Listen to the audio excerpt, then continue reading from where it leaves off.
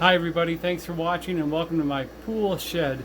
Behind me is my big Hayward filter, and below that right here is my pool furnace, and it is not currently turning on because I need to replace my pressure switch. The pressure switch works, but it broke one of the tabs off, so I just have to, it's hard to repair a tab, so I just had to replace the whole switch. The pressure switch is a safety mechanism there. It detects low flow.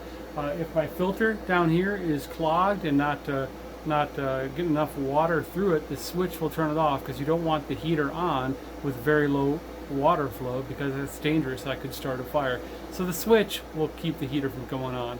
So conversely, if your heater's not coming on, check your filter to see if it's dirty and backwash it and rinse it, and that'll take care of the problem.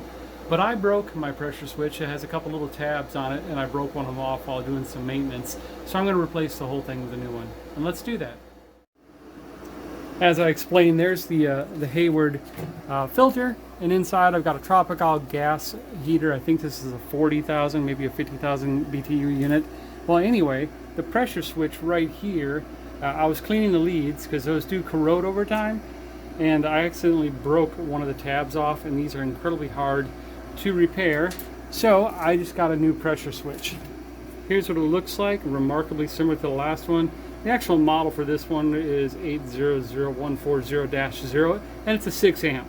So this comes in the kit. The kit also has a couple of leads, which is nice because they're nice and shiny and brand new.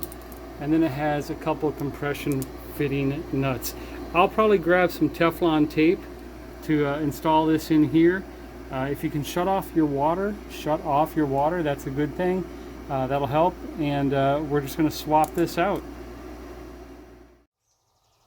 Okay, here we go. I'm going to use my vice grip to hold the compression nuts in place, and then I'm going to just twist this to loosen it, and there it goes.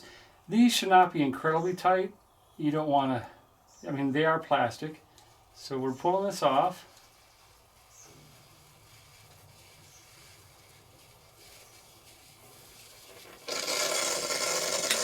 Okay, we hear a little suction as air gets in there.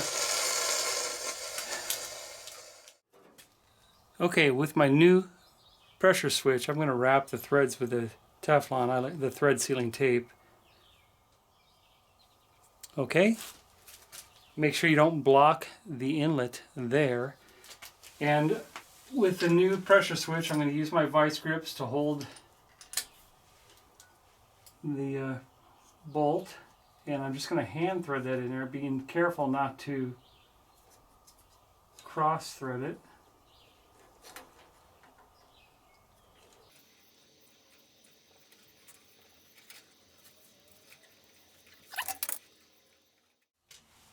Now that we got the new pressure switch in, we're going to go ahead and put on, if it'll focus here, put on these new leads, these little terminal connectors, the wire connectors. And essentially you just cut the old ones off.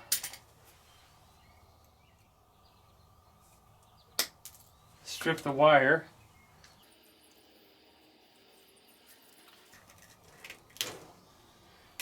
Here we go, nice looking copper there. Get that little tab off there. Get it all pretty. Carefully put that in there. Now that it's in there, give it a good pinch.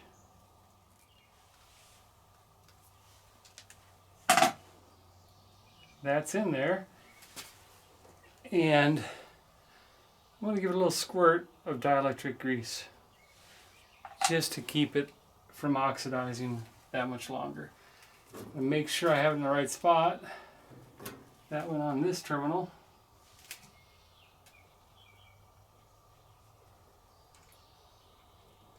There we go.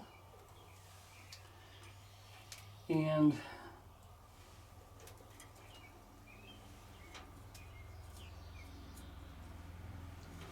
the same with the other one. I won't bore you with the same thing, but I'll be back in a second. All right, we're almost done here. I've got the leads hooked up. I turned the pilot light back on because I turned it off for the couple days it took me to find this. And I've got the furnace almost ready to come on. I'm just waiting for the pressure check on the filter. And once that's on, we'll see if we have to backwash. If we don't, we'll fire up the furnace. I think we're good.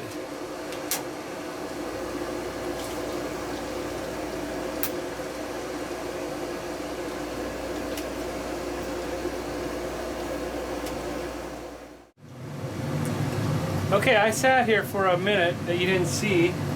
Turned the furnace on up here. Oh, and it just kicked on. So, the new Allied Innovations pressure switch is working as advertised. I'm going to put the cover back on and go enjoy a warm pool. So it's not rocket science. Swapping out a pressure switch, all you need is a wrench. It's nice to have some Teflon tape. It's nice to have some dielectric grease. And if you want to replace the leads as well, you'll need a crimping tool and a generic wire stripper tool. So that's it. 15 minutes work and you're back in business. I'll stick a link down in the description to some dielectric grease and the pressure switch I use, where you can buy one if you need one for yourself.